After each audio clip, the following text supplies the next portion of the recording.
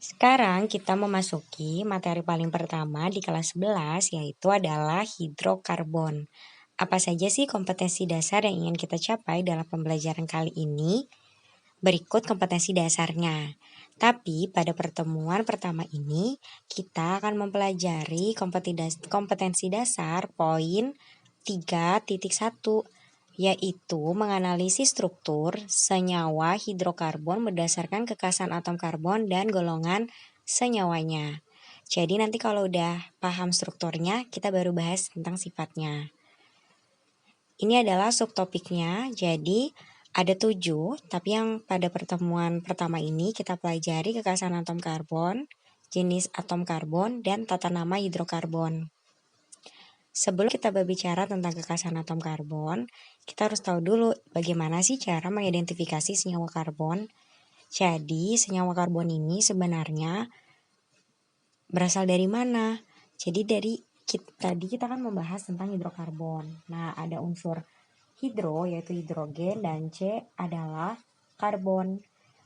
Dan bagaimana mengidentifikasinya? Jadi di sini ada ilustrasi di mana sampelnya itu direaksikan dengan tembaga 2 oksida sebagai oksidator, kemudian dihubungkan oleh pipa-pipa yang akan ditampung di gelas kimia. Jadi, sampel dan tembaga 2 oksidanya ini akan menghasilkan produk berupa gas karbon dioksida. Jika dilarutkan di dalam air akan menghasilkan kalsium karbonat. Nah, gas karbon dioksida ini dapat dikenali berdasarkan sifatnya mengeluarkan air kapur. Sedangkan di pipa-pipanya nanti ada uap H2O terdiri dari unsur H dan O, maka menunjukkan adanya hidrogen dikenali dengan mengubah warna kertas kobalt dari biru menjadi merah muda.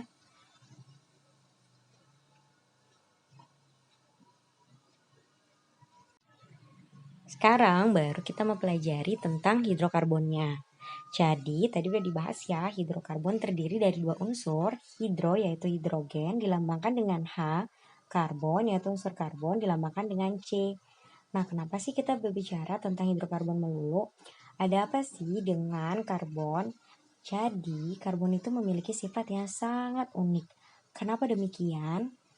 Kita flashback dulu ke materi kelas 10, di mana unsur C memiliki nomor atom 6 dan nomor massa 12. Sorry ya guys, ini layarnya kepotong. Jadi itu tulisannya 12. Kemudian kita buat konfigurasi elektron menggunakan kulit KLMN, di mana setiap kamar diisi oleh rumus 2N pangkat 2.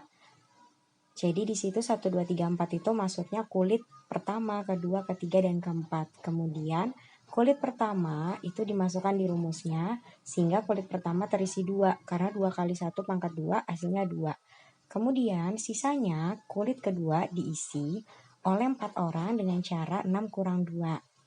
Nah, dari 4 ini menandakan apa sih? Jadi 4 ini adalah elektron valensi dari unsur karbon.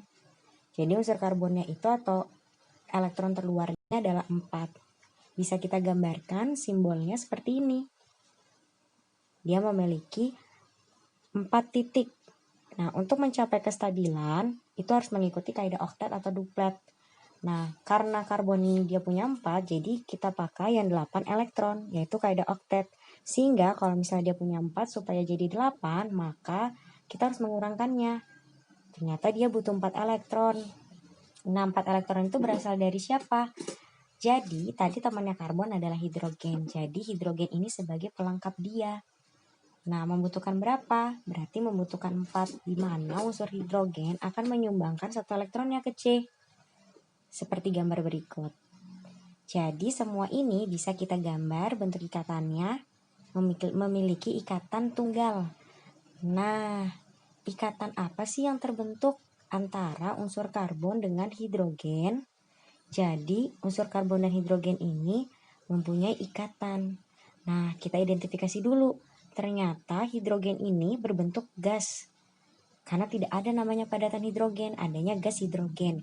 Gas ini adalah non-logam. Kemudian, bagaimana dengan karbon? Karbon mempunyai 4 elektron yang menandakan golongan 4A. 4A ini menandakan bahwa karbon unsur non-logam. Ikatan yang terjadi antara unsur non-logam dengan non-logam adalah ikatan kovalen, di mana terjadi penggunaan bersama elektron seperti gambar yang sudah kita gambar. Jadi, keunikannya 4 elektron valensi dimiliki oleh unsur karbon dan membentuk ikatan kovalen. Itu keunikan pertama. Sedangkan keunikan kedua, karena dia memiliki 4 elektron valensi, memiliki 4 tangan, maka dia dapat membentuk berbagai ikatan. Hebat banget ya. Nah, ikatan apa saja sih yang terbentuk?